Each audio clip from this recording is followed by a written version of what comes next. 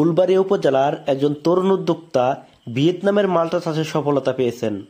সুপ্রিয় দর্শক, এই মুহূর্তে আছি একটি মাল্টা বাগানে, আর এই জায়গাটা হচ্ছে ফুলবাড়ী উপজেলার রাঙ্গামাটিয়া এলাকায়। তো এই বাগানটি গড়ে তুলেছেন একজন তরুণ উদ্যোক্তা রাতুল। তো প্রথমে তার একটু পরিচয়টা জানবো, মানে নামটা।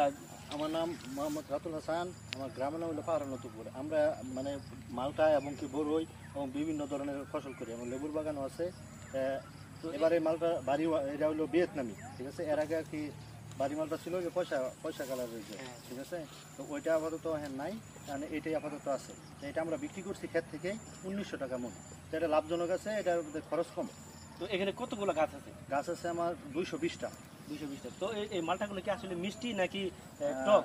মিডিয়াম টক, অত হাই মিষ্টিও না, আবার এই টকও না।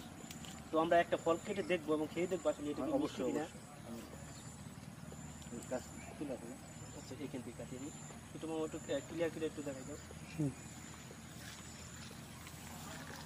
তো রসে দেখুন অবস্থা, রস কিন্তু একদম টাটকা রস পড়তেছে। তখন এটা আমি একটু খেয়ে দেখি যে এটা আসলে মিষ্টি কিনা। বেশি হয়ে গেলে, বাড়তে হয়ে গেলে ওটা আবার হয়ে যায়, শক্ত হয়ে যায়। এটা মিষ্টি আছে।